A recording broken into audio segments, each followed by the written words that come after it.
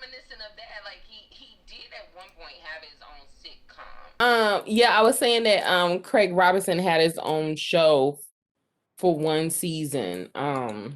It was called Mr. Robinson. He was a teacher. Okay. Yeah, so I'm glad to see him get another a pilot. I do want him to cut that hair though. Yeah, he's been rocking the same kind of fade for a minute. Yeah, for sure. Girl, I can't with it. And so this comedy is going to be about class, capitalism, and one man's quest to achieve the American dream.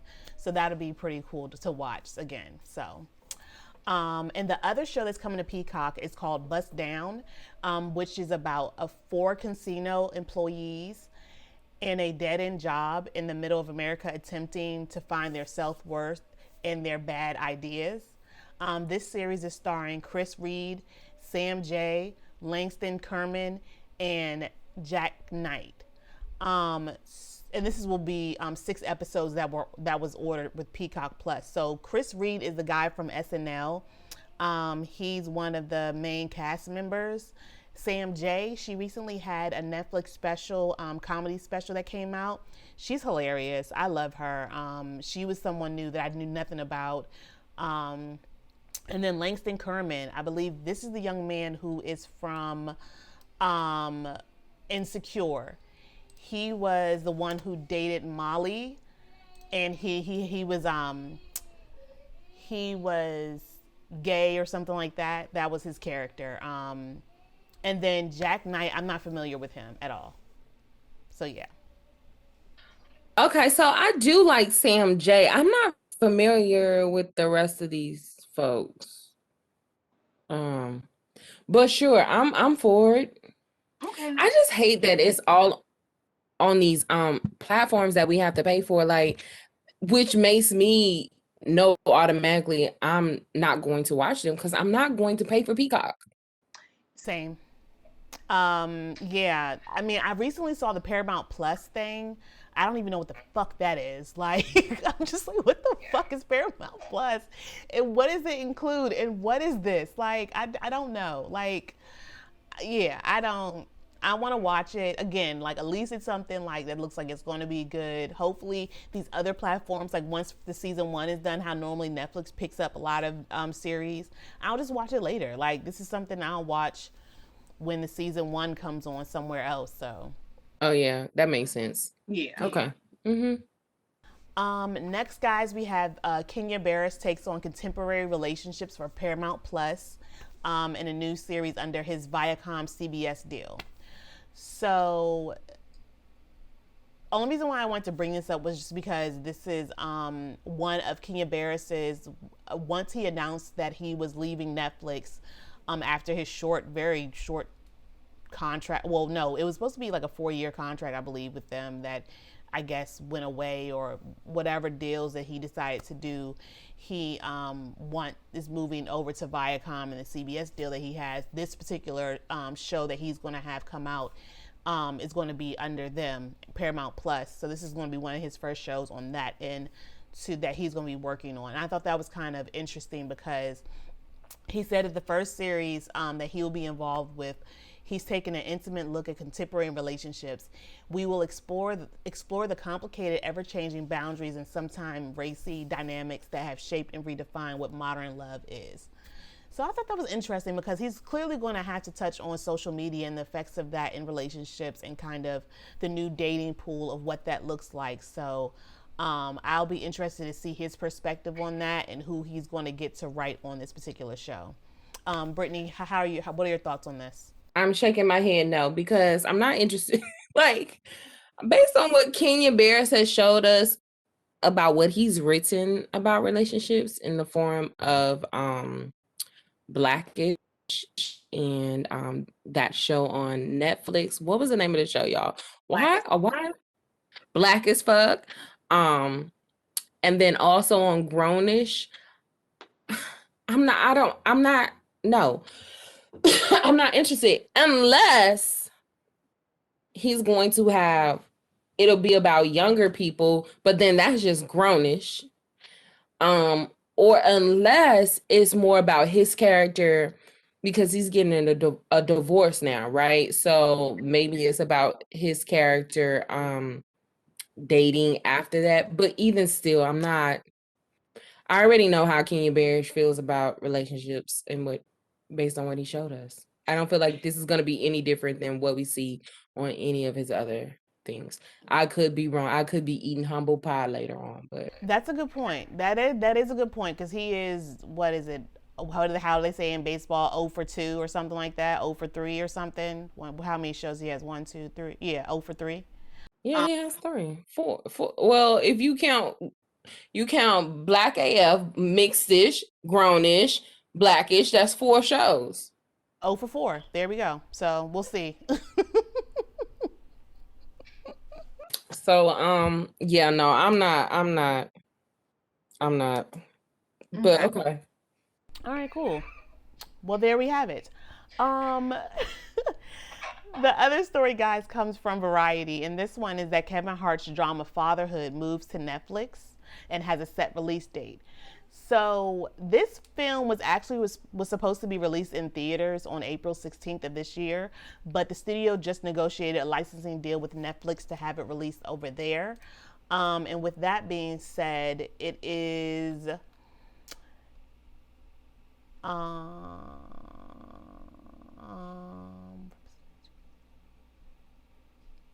this particular movie centers around a widower who must raise his daughter after his wife dies in childbirth. Shit. Fuck. The cast includes Alfred Woodard, Little Rel, DeWanda Wise, and Anthony Kurgan. And I'm trying to see if they have a release date. Oh, it will be on Netflix June 18th. So yeah, so that's one of Kevin Hart's new films. This is a film, not a show. Yeah, this is a film. So I don't think this is a part of that deal that we recently talked about that Kevin Hart has under the Netflix umbrella. This is something that he already had produced and, filmed and finished and was supposed to be released in theaters, and because of COVID, they just have a deal with Netflix to move it over there. So okay, that's kind of that breaks my heart with the childbirth thing. Jesus Christ. Yeah, at first I thought it was a show, and I was like, isn't this the same premise of Kenan? Kenan Thompson's sitcom, but this is a movie. So when it comes out, girl, we will review it. Yeah, we will. We'll be there. And the last story I have, guys, that I recently saw from the Hollywood Reporter is that Pose is ending with season 3. No! Oh, you didn't know? Yes. And they're only going to get 7 episodes. They're shortening the episodes. Why? Exactly. So let's talk about this. So my theory behind this is that, okay, I have two sides to this. Okay, the first side is I understand why it could possibly be closing because Ryan Murphy is doing a lot more stuff with Netflix and he's producing a lot more over there, and maybe he doesn't have the time to dedicate towards the show with FX, etc. So that's one side of it. The other side is that I personally thought that this was going to be a series that lasted about 7, 8, 10 seasons, because you could go through different decades of,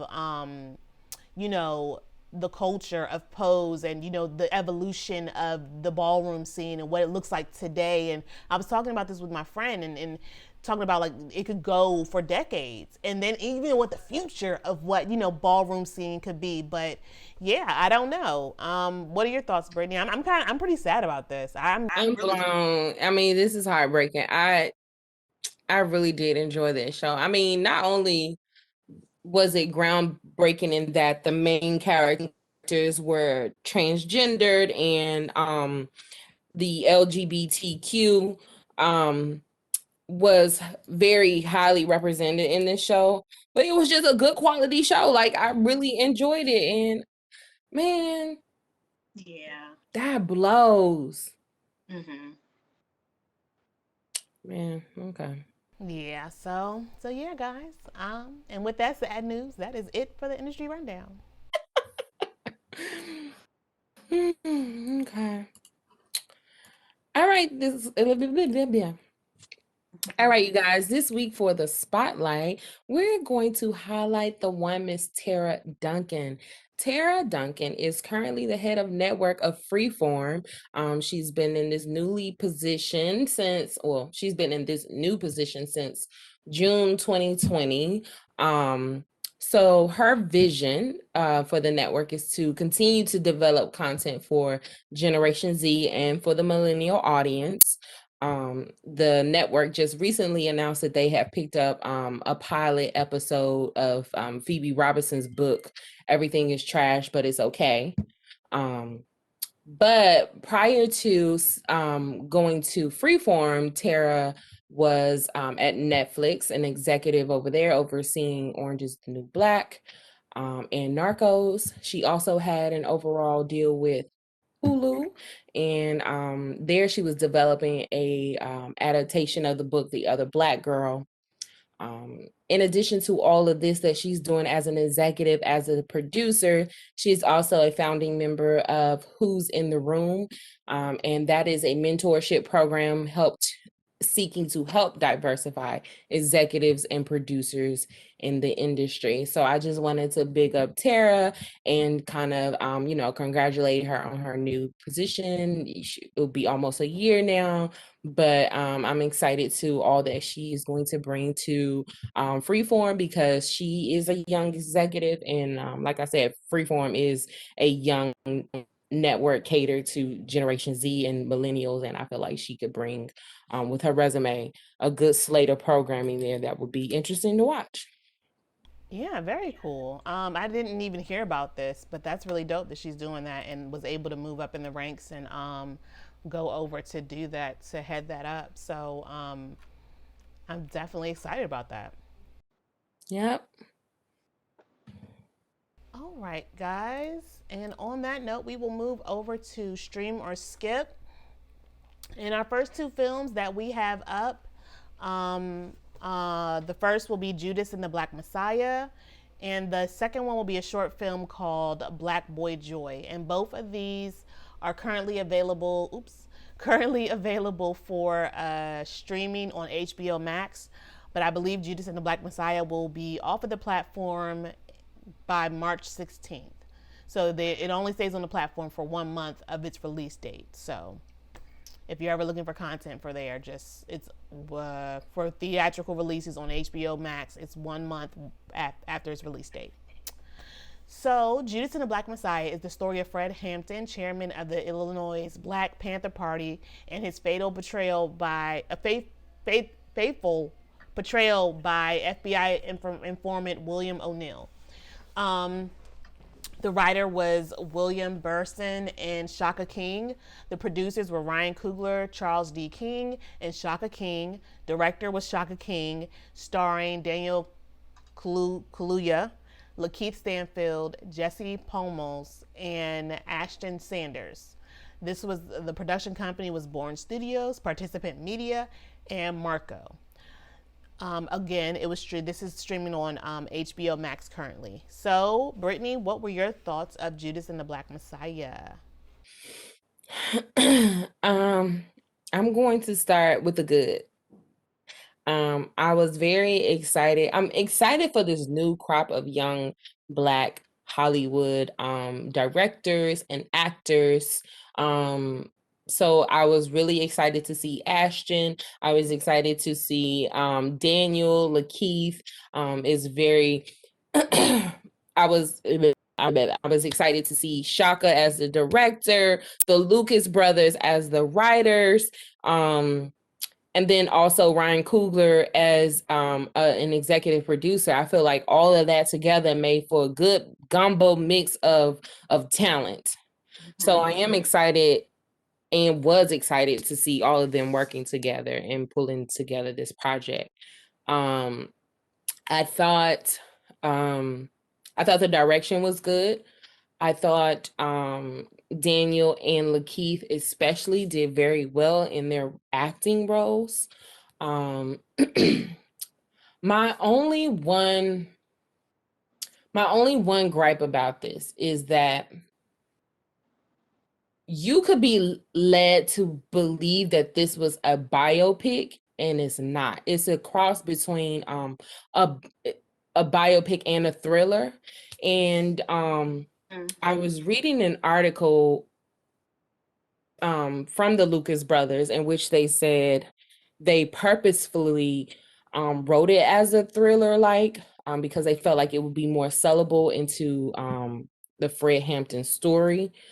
And I could see why they thought of that. And by also making it, okay, so by not making it a biopic on either Fred Hampton or William O'Neill, you're kind of just left with them equally taking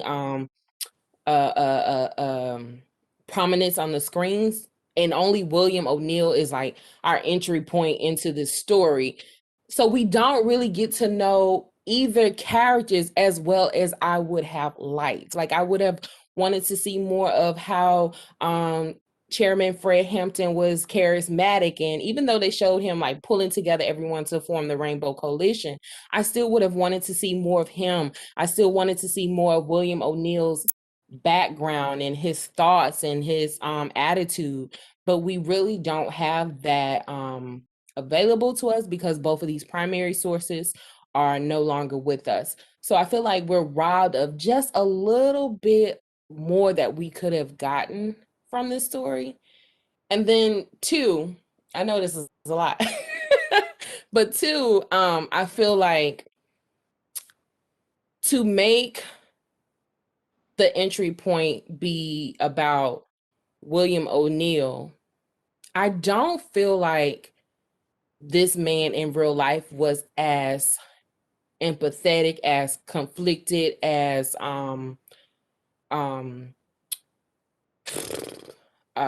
regretful of his actions as LaKeith played him. I feel like LaKeith played him more so struggling with his decisions, more so like as a person who was just put under the used as a puppet. Now, he was very much used as a puppet by the FBI, but I feel like William O'Neill in real life was a little bit more apathetic than what LaKeith portrayed him to be.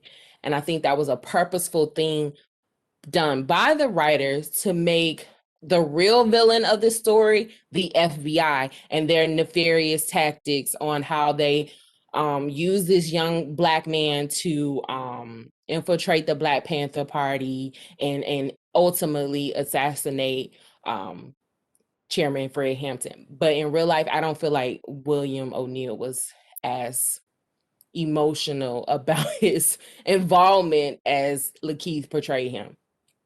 And those were my 2, 4, 5, 6 cents. No, that was perfect. I mean, your description and your thoughts on it are a lot more profound than mine. I'm going to explain. I'm going to explain myself. Trying to watch a very serious film with a 6-month-old is damn near impossible, okay? So, let me tell you, when I say I need the movie theaters to come back, because mama needs to go to a theater to watch a movie for an hour and 2 hours in silence. Yeah, okay, I can see that. But what were your thoughts? Yeah, so what I was able to catch in between cries and playfulness and things like that is I agree with everything that you said about the film. Even like there's perspectives that you even mentioned that I didn't even pick up on or even think about.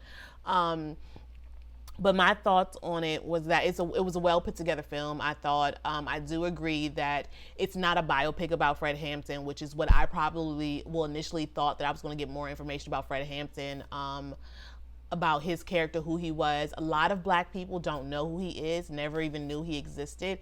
And let's not shame other Black people who don't know their history on Fred Hampton or understand his significance and his role within the Black community and what he's done with the Black Panther Party, because a lot of that information was either not given to us on purpose or hidden from us, and it's definitely not taught to us in school. So if your parents didn't know about it and it wasn't a word of mouth or like a scholarly kind of information that you were getting this information from, you probably just don't know. I could see why you wouldn't know, because I mean, honestly, Fred Hampton's story was almost siloed to just Chicago area exclusively. So how would my parents know about a Fred Hampton in Texas? You know what I'm saying? Like, and even the stuff that we do know about the Black Panther Party, what you're only knowing about Huey and the folks in Oakland. You're not learning about not even the people, the Black Panther Party in your own city and those members. You only know that crop of people. Right.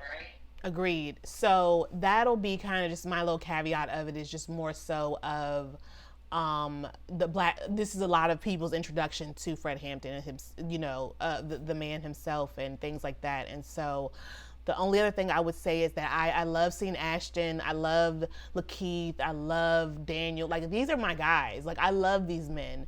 And the Lucas brothers writing on this, and then Shaka King, like, just like you said, everything that you said, I agree with 100%. Like, that, it was like magic. And Ryan Coogler, like, I can't, like, all these guys came together to get this done. Like, these Black men, it's just amazing.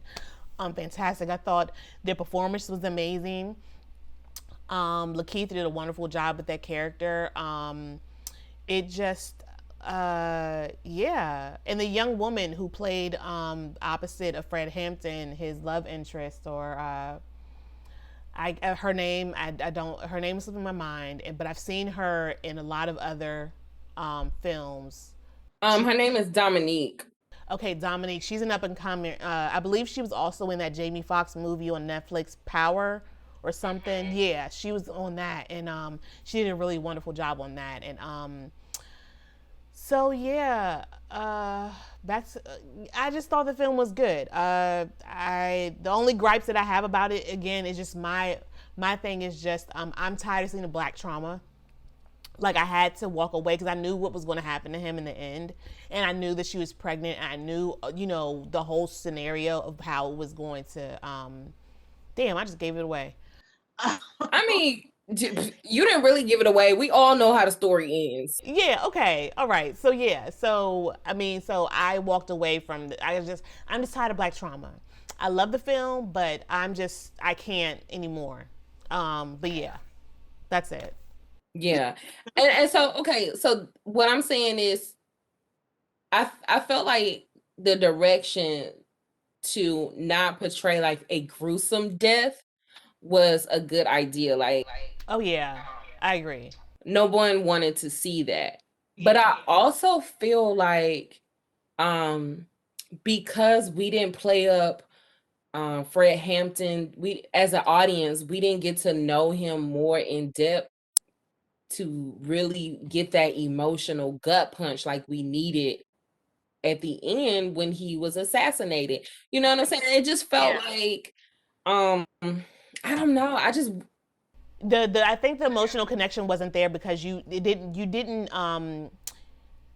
were not given enough time to fall in love with his character. Exactly. You're not able to connect emotionally with this character just because of how he was portrayed in the film. And you also, because Daniel played him, this is another point that I was listening to Angel and Kev on stage talk about their review, which I hate doing. I hate listening to other people's reviews before I make my review, but Angel brought up the fact that Daniel is a lot older than what God, his name slipped my mind just now. Jesus. Fred Hampton, what he actually was, he was only like 21 when he died. Yeah. So for, the audience, I think if the audience were to have seen a younger person or just someone, maybe you feel like the vulnerability of that, the kid, but I don't know. I just felt like I felt like in order for us to get that emotion from the audience, we really needed to get more screen time and learn more about Fred Hampton, the character. And we really needed to, vice versa for William O'Neill. But because, again, I would say if you have not seen this, go into it without thinking that this is a biopic, because it's not. You're not going to get any more in depth or emotional I guess attachment from this than you would if you was watching a Tyler Perry movie. No, I'm just playing. Girl, stop. I'm just saying. It's just, yeah.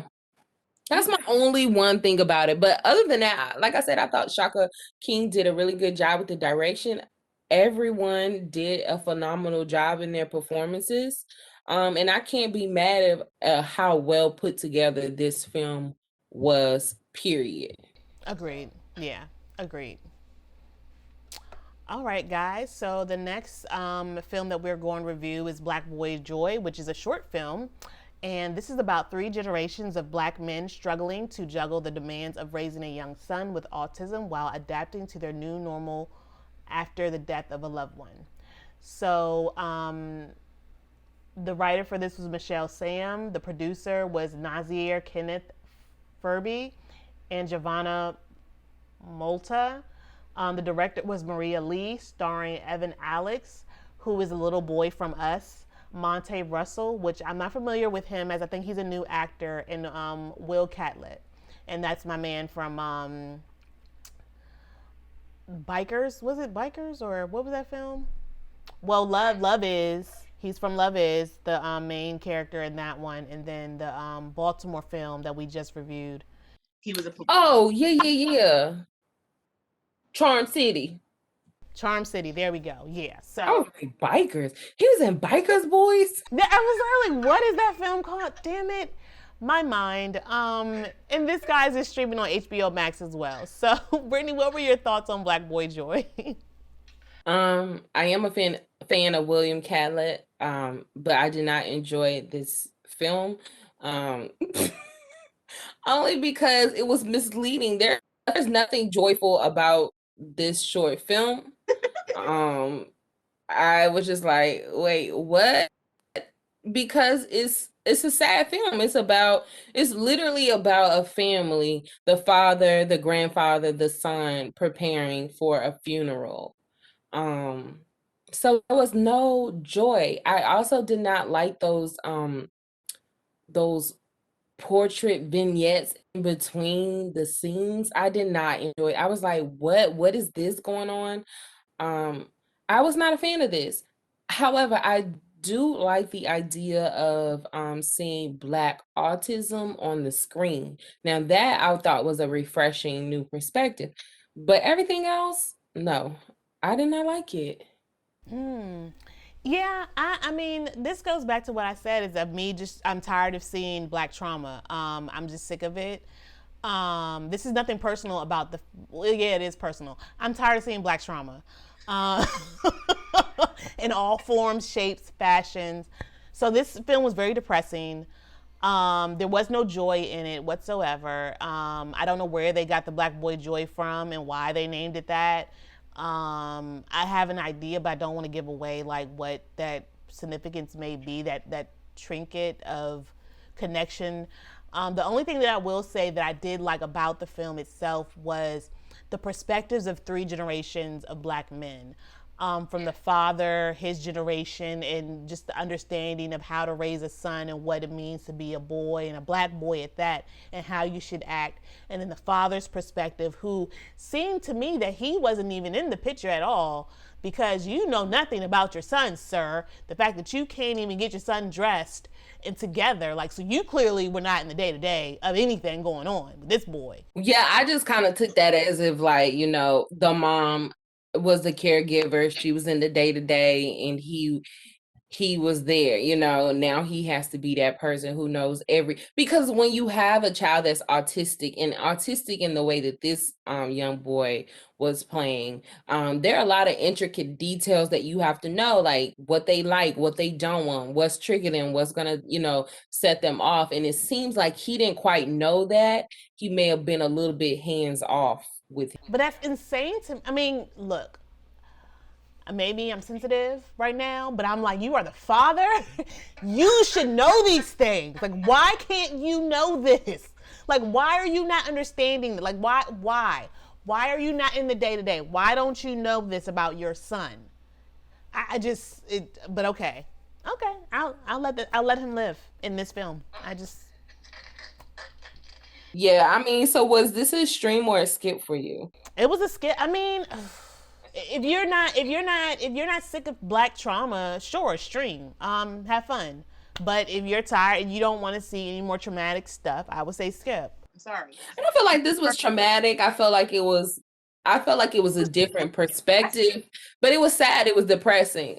Like when I think of black trauma, I think of slave narratives. I think of Judas and the Black Messiah. I think about even Billie Holiday versus the United States. You know, all those type of movies where you're just like, black people, we just always get the shit, you know, but we still thrive. But I didn't feel like this was one of those movies where like, it's so tiring being black, the white man, you know. This was just about a family dealing with death, of dealing with grief, dealing with challenges, and so but it's a skip for me. Yeah. Even with saying all that, it's a skip. Yeah. It is what it is. But you know what though? You have what Coming to America 2.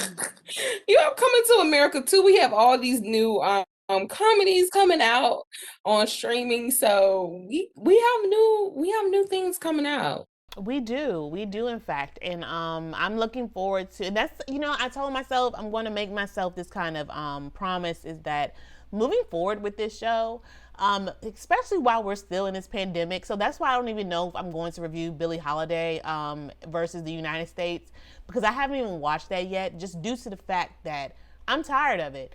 I'm tired of the depression and I'm tired. So so if we don't review, I will say this about the movie. I felt like Andra Day did a phenomenal job portraying Billie Holiday, especially for her to have been a first-time actress. I thought her Golden Globe was well deserved. I was not a fan of the movie per se, and that was not anything on her. It was more of the writing and the editing style. But her herself, her acting, and then everyone else in the movie, I felt like did a really good job. Like gosh, let me see who these people are in this film. Trevante Rhodes, girl, my little cutie patootie from Moonlight. He was the older Chiron. Oh yeah. Okay. Girl, he is some sexy chocolate man. I felt He was in that. I might have to watch now. Yes, no, he's in there. I felt like he did a really great job.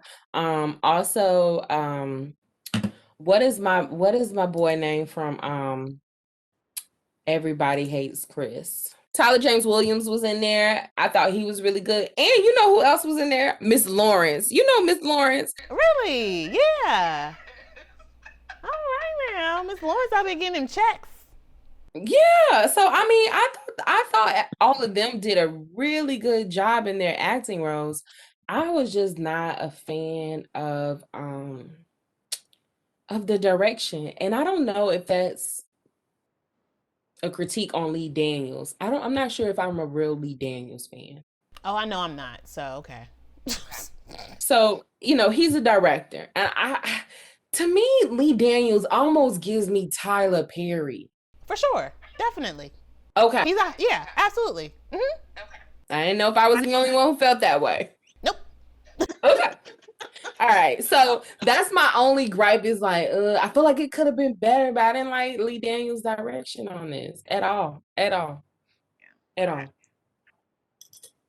Yeah. But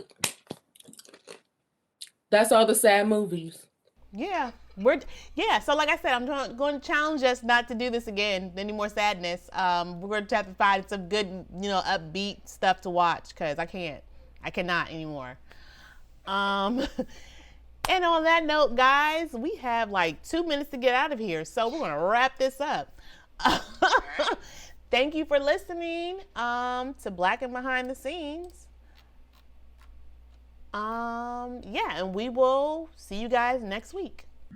All right, bye, you guys. Bye.